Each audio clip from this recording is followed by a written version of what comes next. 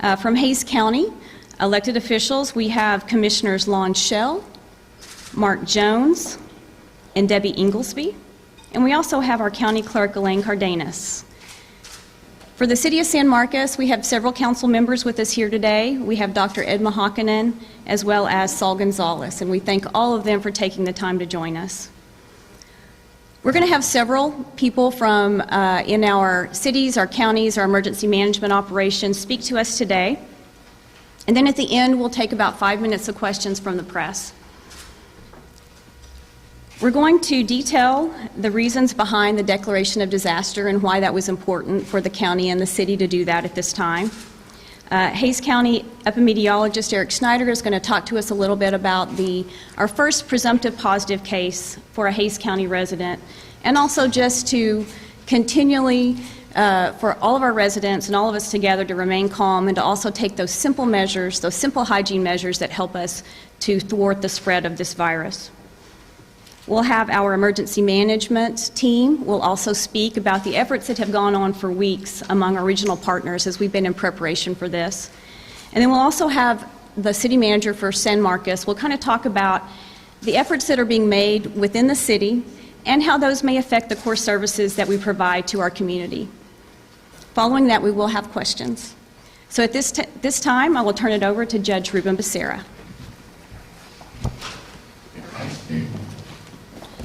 Thank you, everyone, for taking the time out of your Sunday to be here. In addition to all the people you heard that are here, we also have, as I see, our Buda city manager, and we can keep going. My hope is to share with you the unity that is taking place here. We are working together on every front. What you see is merely the tip of the spear of your government working for you. So the biggest message will be to understand why we're doing this, and so in my attempts I will share with you that although the risk of severe illness may be low, we want every resident in Hays County to take the personal responsibility to prevent the spread. How do you prevent the spread of coronavirus, you ask? It is the easiest thing on the planet. It is very important that you follow these CDC guidelines.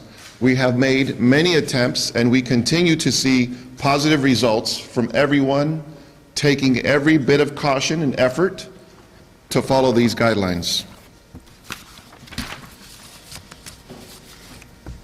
Keep in mind, we didn't have an earthquake, we didn't have a hurricane, we still have lights, we still have water, and the supply chain will still move cargo.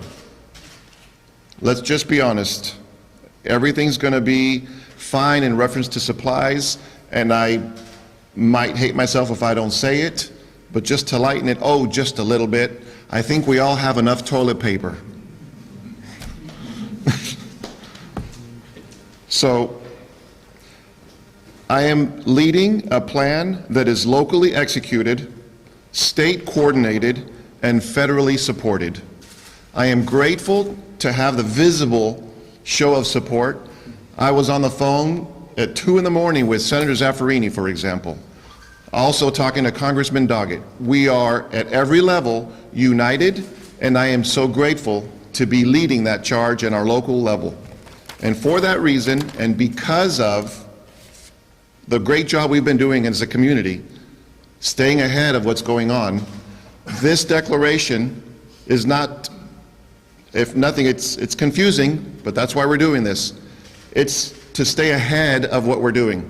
We've been doing a wonderful job, as you'll hear what's going on, and this is to stay ahead of things and also to solidify and open up other channels of resources to keep us ahead. We're doing the best thing we can by doing this.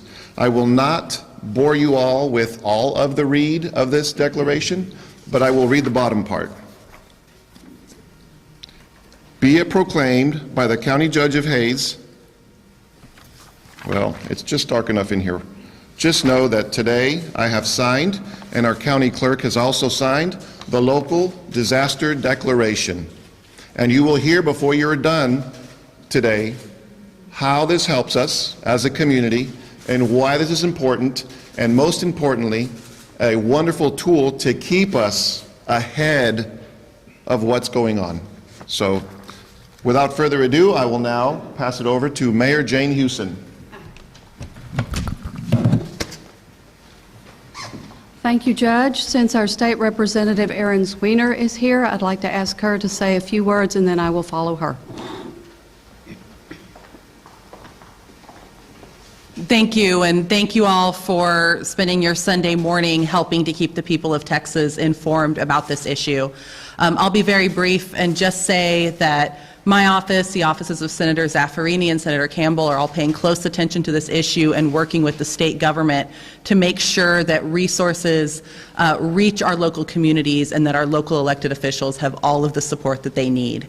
I'm really grateful for the work of our school districts, our cities, and our county and our emergency service districts. And I really want to encourage the people of Texas to really follow all the advice of your local government officials, because that is how we will keep our community safe. With that, I'll hand it back over to Mayor Hewson. Thank you. I want to thank Judge Becerra for this collaborative event. We know that local, regional, and state partnerships are critical during times like these. We have built very strong relationships with our partners at the local, county, and state levels, and we have relied on those relationships since learning of the COVID-19 outbreak. The city has been working for weeks on this collaborative effort, and I thank my council colleagues and our staff for their tireless efforts working on this and making it such a priority. Today, San Marcos, we are declaring a state of disaster, which activates our emergency plan and will allow us to allocate resources to utilize all disaster funding and resources available through state and federal agencies, and that's very important to each of us as a resident of San Marcos. We knew we would eventually see cases in our area. There's no reason to panic. It's time for everyone to remain calm and to continue to practice preventive measures. We're prepared to take the actions necessary to keep our community safe. The City Council and the city's leadership team continue to evaluate operating procedures at all city facilities and will adjust event schedules to proactively take precautions to protect residents and our community. We're in this together, and we'll get past this together with our coordinated effort. Our next speaker is the Mayor of the City of Kyle, Travis Mitchell. Thank you, Mayor Hewson. Everybody doing okay this morning? I want to take just a second to recognize Councilmember Villalobos, Councilmember Scheel, and Councilmember Tobias for coming this morning.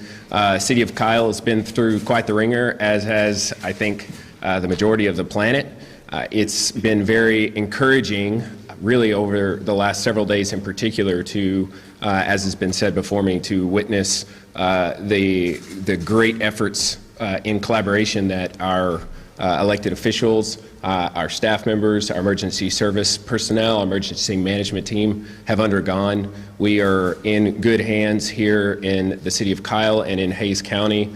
Our school district is working around the clock in Kyle with Hays CISD, and we're very much prepared for whatever scenarios are coming forward. I'm very thankful this morning to hear from our chief of police that while there are lines at HEB, our grocery stores are being able to keep up with the strange purchasing habits that have been caused as a result of coronavirus. And I just want to encourage our residents and the residents of Hays County to please remain calm, to please stay positive, to be clean, and to stay informed. The City of Kyle has a website, cityofkyle.com/coronavirus, or COVID, I should say, cityofkyle.com/COVID. Hays CISD has put together wonderful resources. I know San Marcos CISD has as well, and Hays County and our emergency management coordinating personnel are working around the clock to ensure the safety of our residents. I do want to remind the public to consider two, or I should really say three groups of people Number one are the elderly among us. As you have and are coming into or are aware of those that are elderly and sick, please keep them in your thoughts and prayers, and also try to find ways creatively and safely to assist them and encourage them to exercise safe hygiene habits and social distancing. Number two are the vulnerable among us, in particular those who are being affected, who may be food insecure or are having a hard time with where they might find residence. Please keep those groups in your thoughts and prayers, and look for opportunities to insert yourself into their lives through blessing and love, and making sure that they are cared for in every way possible.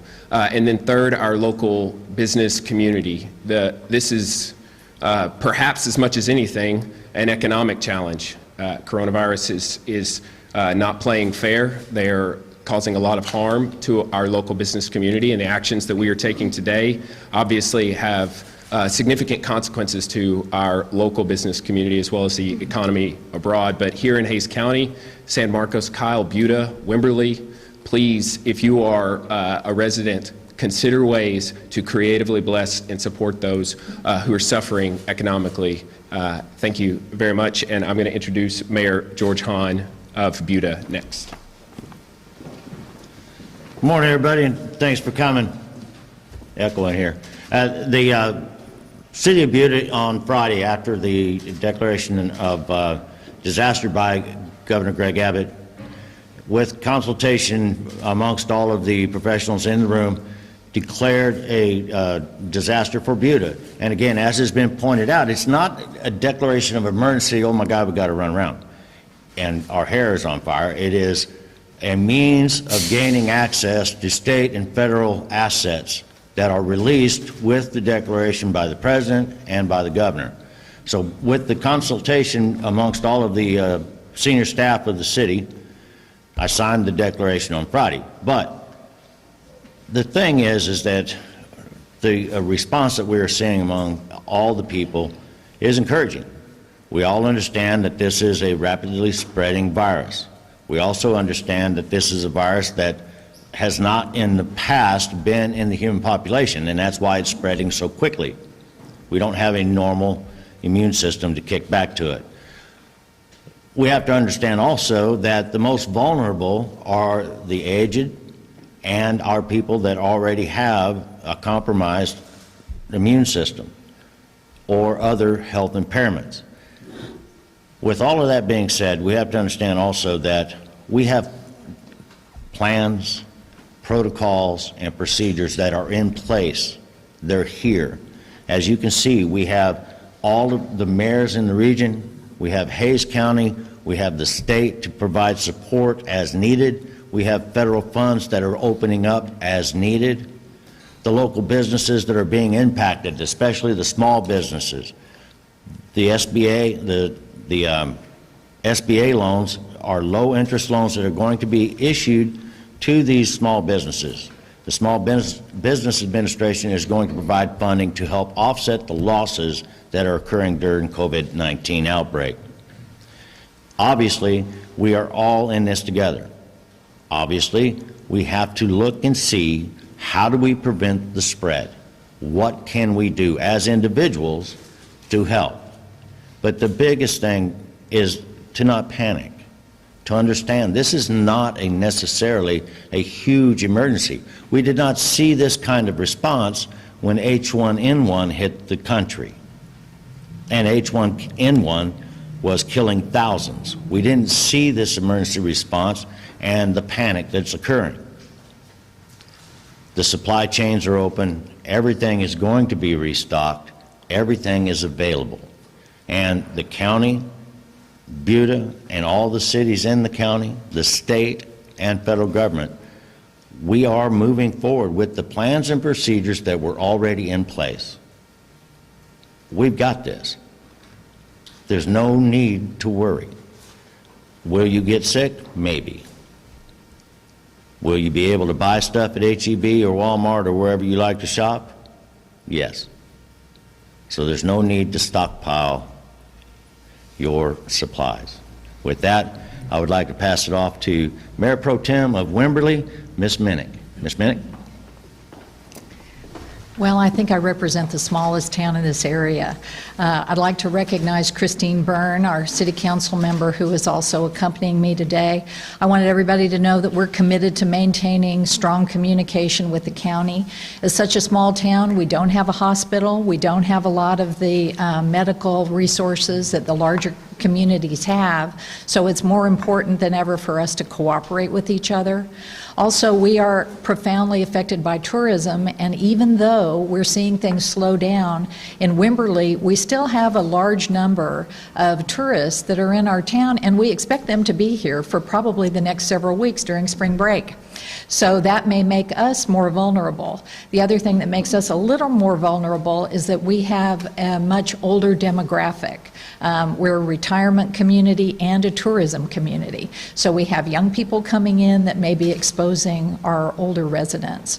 So with that said, we're going to continue to communicate. We're going to continue to model safe behaviors to our residents and to the community at large, and really appreciate the mayor of San Marcos and the judge for including us in this. Thank you. And I'd like to introduce Eric Schneider, who is the Hays County epidemiologist.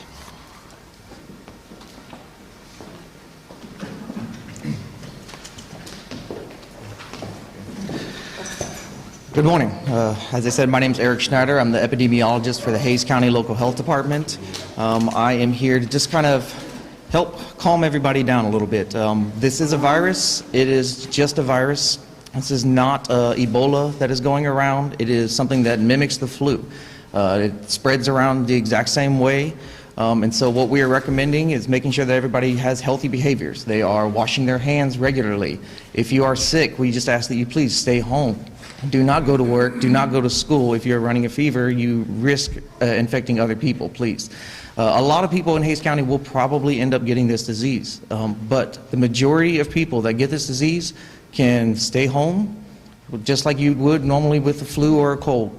Wait till you don't have any symptoms, let it run its course, stay hydrated, and go back to your life after you're 48 hours fever-free. That's the point we want to make sure that everybody knows. 48 hours after you are done with this illness, you can go back to your normal daily life.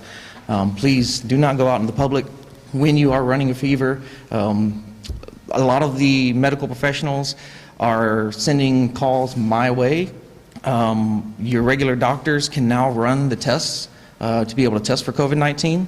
And so what we ask is if you are showing symptoms of a fever, shortness of breath, cough, obviously we want you to seek medical attention.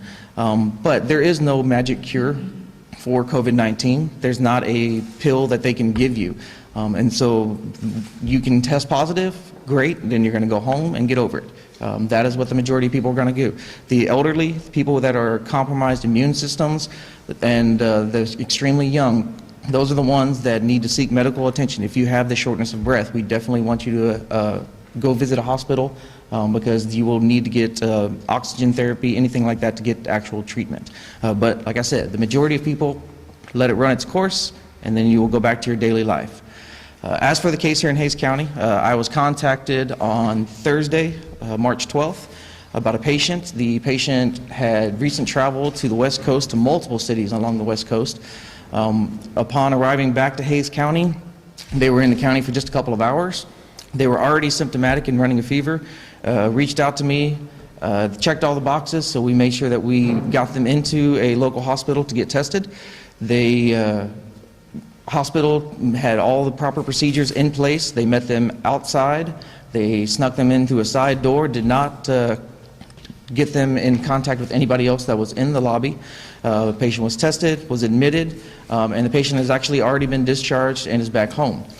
Still has a few symptoms, but is in stable condition and is recovering at home. Like I said, the majority of people will recover at home. But that is what we're here today. I've heard the word disaster quite a few times, and I just want to reiterate that at no point did this person come into contact with any other Hays County residents, so the threat to the public is extremely low, if not non-existent at all. And at this point, I guess I will hand it over here to Rachel Engel with the City of San Marcos.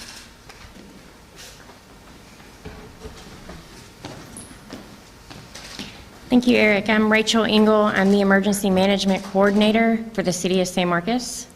As the Judge and Mayor have discussed, initiating a disaster declaration activates our comprehensive emergency management plan, as well as enables us to utilize all state and federal funding and resources that are available. Keep in mind that this is the reason for the declaration. We wanted to be able to utilize any state funding that had been made available after Governor Abbott made the state declaration. It's important to note that all of the local agencies have been participating in daily conference calls with the Texas Department of State Health Services in order to stay apprised of the latest developments with COVID-19. We have all been collaborating on a daily basis with San Marcos CISD, with our partners there, and making sure that all of our students are going to be safe and that we're ensuring safe practices and things of that nature. And we've been communicating with all of the other jurisdictions throughout the region to make sure that we're all kind of moving the needle at the same pace. San Marcos will continue to follow the guidelines set forth by the Texas Department of State Health Services, the Hays County Health Department, and the Centers for Disease Control and Prevention. We will continue to provide regular updates to our community as we learn of new information and any modifications that we make to our local planning efforts. This is a time for collaboration and teamwork, and that is with us, with the government, to make sure that we're keeping you safe, as well as on your part as a community. Remember that there's no need to stockpile all of your supplies. Our supply chain is safe. The capacity of our retailers is adequate, as long as our community members continue to maintain your normal buying patterns.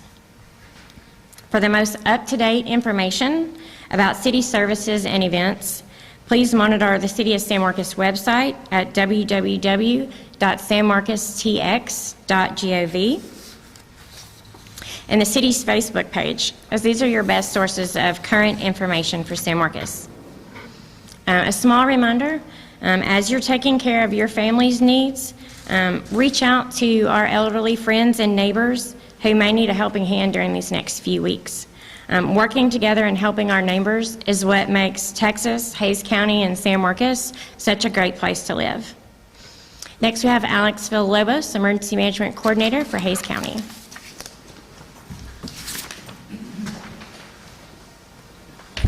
Thanks for everyone to be here again. I'd just like to come up here and echo one of our partners with the City of San Marcos, Rachel Engel, and all of the other emergency management coordinators throughout the county who are represented here today. I'd also like to recognize that we also have a lot of the school district representation here, San Marcos ISD, Hays Consolidated ISD, and I believe there's some Wimberley ISD here too.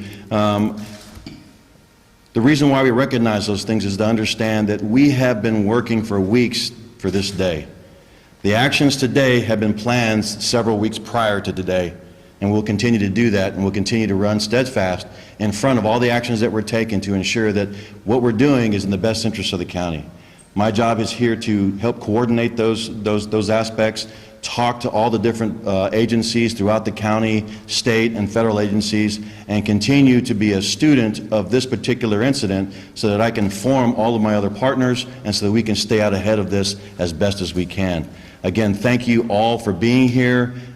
Your faces here show that we are in a well-developed and coordinated effort for the county, and we are here in the best interest of the citizens of the county, and we are staying out ahead of this to ensure that you have the resources that you need to operate on a daily basis and the guidance that you need to address any issues that you're having.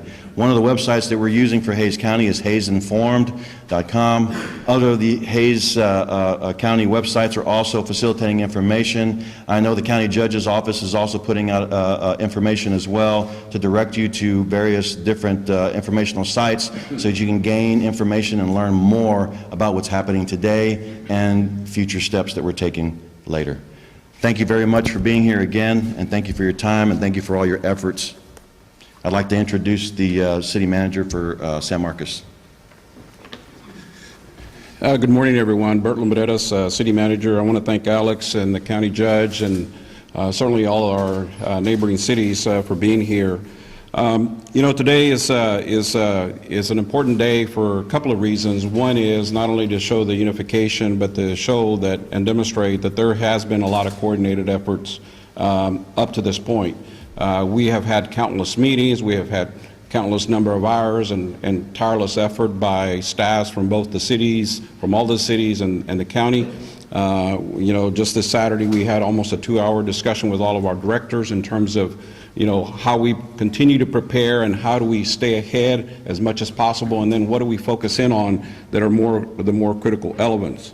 At the local level, all local agencies are communicating on a very regular basis. We are ensuring that each entity continues to do their very best to provide the vital services that we have for the public under these set of circumstances. It's important to note that this is unprecedented in many respects. Certainly it's a strain of the flu, but I can honestly say there's not a set plan in terms of how do you handle every aspect of the provision of services that we have for the public, how do you handle gatherings, and so it's also a bit of a learning curve for a lot of us.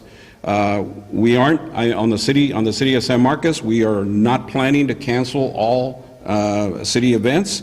We're going to be very thoughtful, very preventative in terms of the measures. I will tell you that this week we had, for example, 5 boards and commission meetings. We postponed them. If there wasn't anything essential associated with it and it was going to create a gathering of people, we went ahead and postponed them. We're also looking at every event, every service within the city of San Marcos to see what we need to do. Up to this point, I can assure you the public, anything that has an outward public-facing aspect to it, whether it's our city clerk's office that's issuing birth certificates and vital records, our utility billing, every area where we have customers coming in and out, the public coming in and out, we're going through very well established protocols in terms of disinfecting and cleaning the areas on a very regular basis, and then our employees themselves throughout the whole day. We've been undertaking these steps already for a while, and we will continue to do that throughout this event. So it's been very thoughtful. We are evaluating the urgency and the need for these events, and it's safe to say that the way we do our business, the way we do our events is going to change, and even to the extent of how we provide valuable core services in San Marcos. In terms of many of our operations, we're going to continue to be open.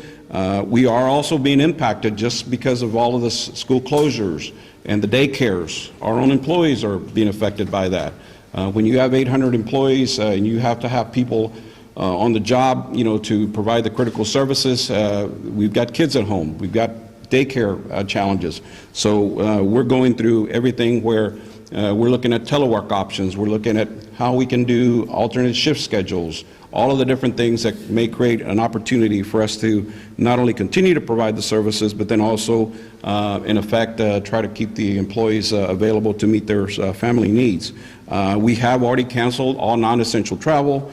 We're asking employees to report personal travel to make sure that we vet out the locations that they travel to. As I mentioned, the telework, alternative shifts, and then also evaluating all child care in school situations. Since many event cancellations and closures are affecting many of our local businesses, as has already been said, I know the Chamber of Commerce has already emailed information about resources that are available. It's also going to be available on our website. As our emergency management coordinator, Rachel, mentioned, we asked the citizens to watch the city web page, the website, and the Facebook page for the most current information, because things are evolving and things are changing pretty much on a daily basis. We're encouraging our residents to take advantage of any way of using online services to pay bills, to have as less interaction that we can. We're even going to the extent of evaluating how, if we're going to have one of our facilities open, how we can implement new social distancing procedures. And we're going to be rolling that out here fairly soon. So we encourage everyone to take advantage of those ways to keep up to date. As has been said already, and I can't emphasize this anymore, I know I've had the pleasure of working in cities now, 7 different communities, almost 40 years. This is a different, no doubt about it. It is different, but it is also a time for us to continue to work collaboratively, to work, as a region, as a county, as a group of cities, all working in the same way, because we all have very dedicated staff. They're working very hard. They're working on plans. They're working on measures of how do we keep the public safe. But at the same time, we need to keep our employees safe, because obviously we need to be mindful of the hard work that they put in. So this is unprecedented, but what is not unprecedented is for us to continue to work together and to stay calm, because we are going to get through this just like we've gotten through many of the other events that we've had to deal with, and I'm confident about that. I know that San Marcos residents are going to all pull together. So with that, thank you very much for being here, and I'll turn it over to Christy so she can wrap it up, and then we'll take some questions. All right, so before anything else falls off the wall, we're going to try to wrap this up. I'm going to ask Eric, Rachel, and Alex if they will come, and we're going to allow about 5 minutes of questions. When we get close to that point, I'll let everyone know, but I'll just step out of the way and let them answer any questions that the media may have regarding our preparations.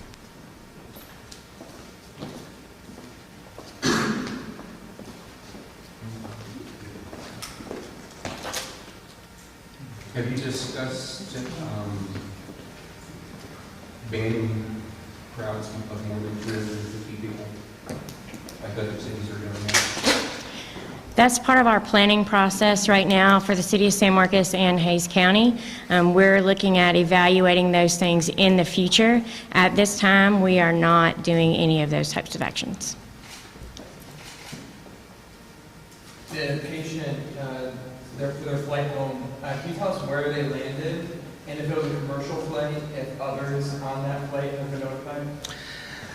I'm working with the CDC. I've provided all the flight information to the State Health Department and to the CDC about all the flights that the patient was on and his exact seat location. And they are coordinating efforts to notify anybody else that was potentially on those planes as well. If you aren't releasing publicly what airport in the area it was? Correct. We're not mentioning that. Can you mention where he lives in the county, or where, or they live in the county, or which hospital they were taken to? I cannot. How old are you? I'm sorry? Your age? The patient is 44 years old. So the other person did not test positive, or did? There have been multiple people that have been tested here in Hays County, but we have only had this one, and it is just a presumptive positive at the moment. We are still awaiting results from the CDC to find out if it was confirmed.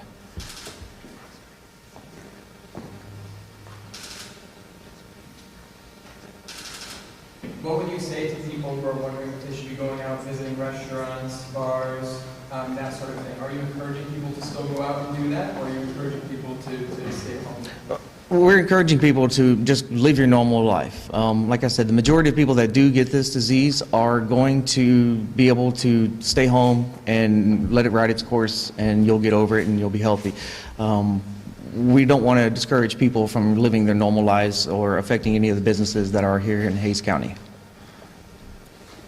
You know the exact I would say that some of the changes to that perspective would be that the new normal is wash your hands, social distancing techniques such as, elbow bumps, fist bumps.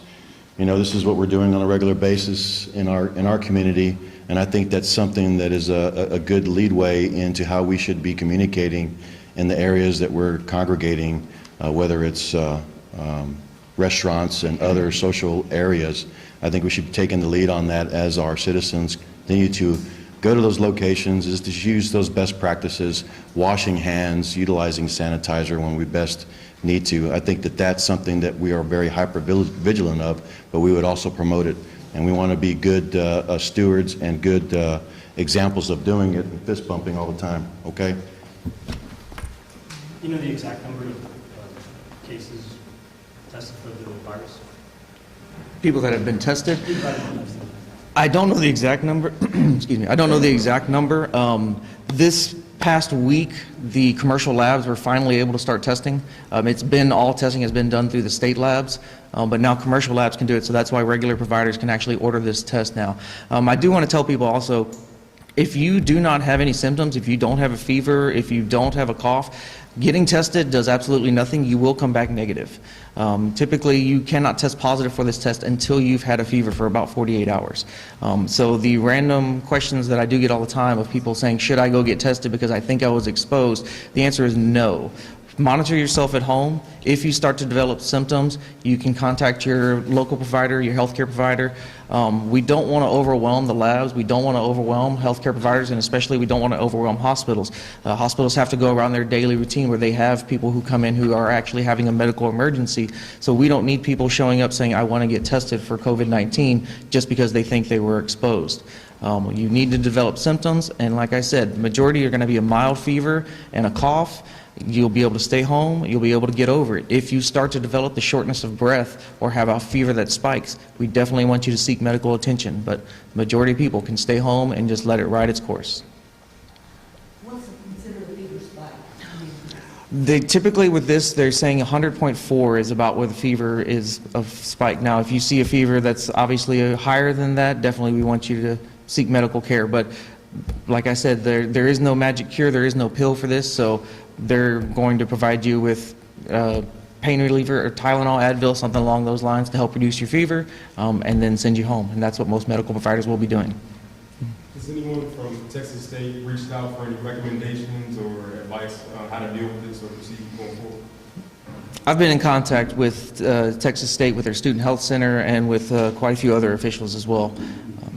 Can you give me any context as to what those conversations were like? What I'd like to say also is that we have a representative from the university here, Dr. Carranco, who can talk about those particular initiatives that we got going on. Would you like to come forward, Doctor? One of the initiatives that we've done countywide is to bring in all of our stakeholders within the community, the university, all the school districts, first responders, city government officials, bring everybody together in a large work group to talk about what all we're doing and what those preventative measures are and what our response plans are, so that we're all moving the needle together. We're all going forward at the same pace. And this will be our last speaker. So relative to what Texas State University is doing, first of all, I want to assure all Hays County residents that Texas State University is a full partner with San Marcos and Hays County in the COVID-19 response. At Texas State University, we've implemented a variety of measures to try to reduce the risk to our campus community and to members of the San Marcos community. So for example, we've implemented a policy where anyone that's traveled to a country with a CDC level 2 or 3 travel warning must self-quarantine for 14 days before they can return to the university. And that includes any area where there's active transmission of COVID-19. We've restricted all international travel. We've restricted all non-essential domestic travel. We've implemented increased infection control measures. We are implementing social distancing measures. We are also transitioning from face-to-face classes to instruction that's delivered online or through distance education. We've canceled all sporting events and intramurals. We've canceled all large events and programs. We've been working with the campus community to try to make sure that they're educated about prevention and the symptoms of COVID-19, how to self-isolate, and how to seek medical care in a safe manner. We continue to assess the situation on a daily basis, and will continue to modify our response measures as circumstances warrant.